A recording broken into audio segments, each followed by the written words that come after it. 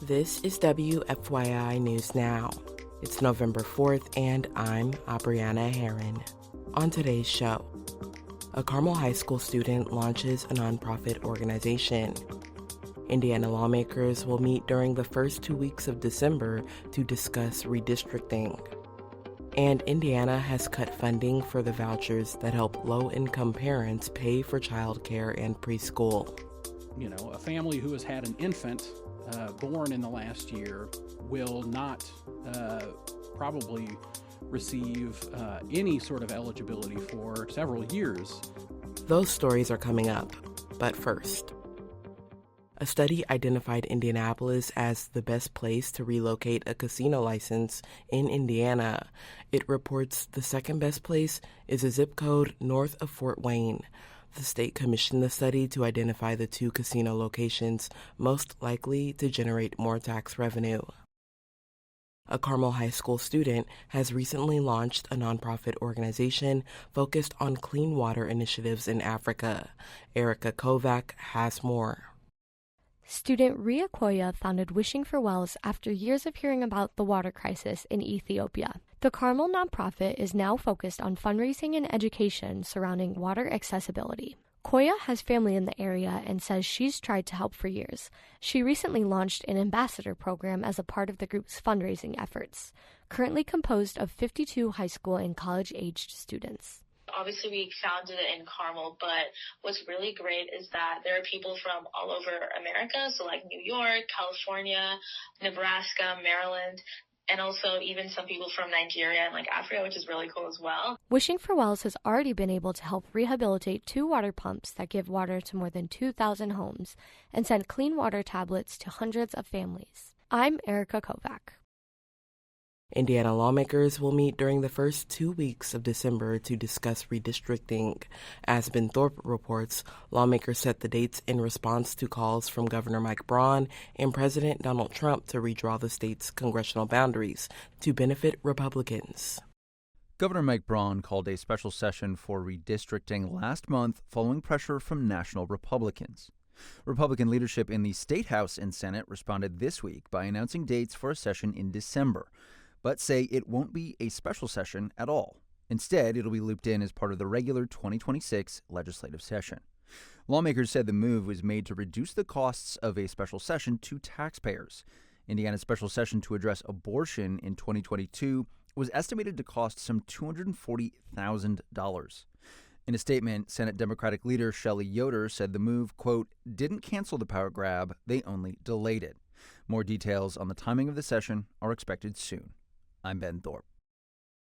And for our final story today, the average cost of daycare in Indiana is more than $8,500 a year.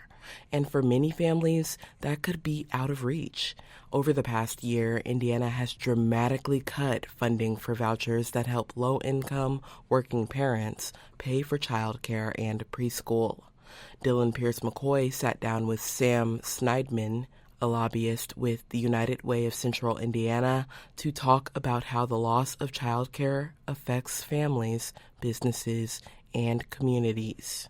Why is it important for Indiana for low-income families to have access to care and preschool? What we learned through the pandemic is that care work is what makes work in every other sector possible.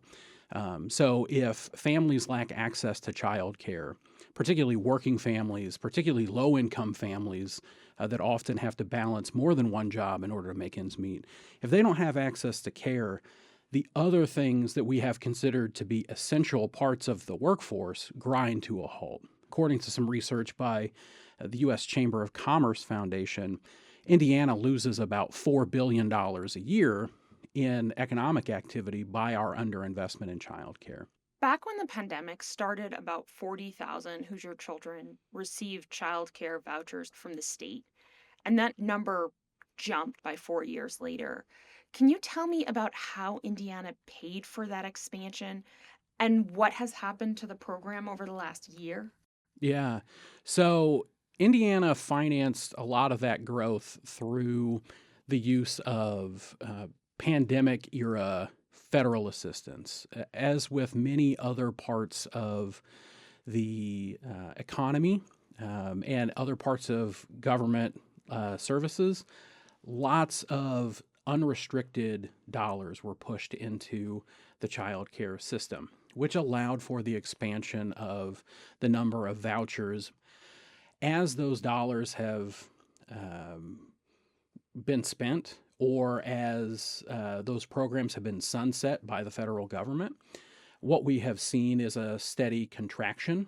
A family who has had an infant born in the last year will not probably receive any sort of eligibility for several years as the state tries to move back to what it considers a sustainable level of enrollment in the program. What are the effects on the state's economy? Yeah, well, I think that all you have to do is look at the proportion of folks who are leaving the workforce because they've had disruptions to care. And oftentimes, those are women who are leaving the workforce, and they sometimes are not coming back at all.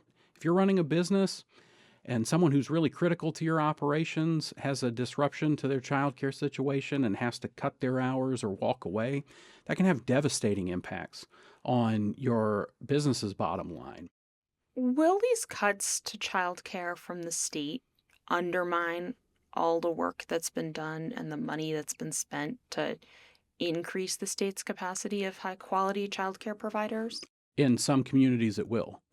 I think that for many nonprofits and many philanthropic groups and an increasing number of for-profit businesses, they have looked at the funding of childcare as really being, a sort of three-legged stool, that the state has this portion that private businesses, to a certain extent, have some responsibility, or local governments or local philanthropic groups like United Way have a certain, portion of responsibility, and that families have a certain portion of responsibility. The overall health of the sector gets undermined when any one of those things gets pulled away. Putting more pressure on families will mean that some families will just choose not to work because it will not be affordable. And that puts additional pressure on other parts of the system.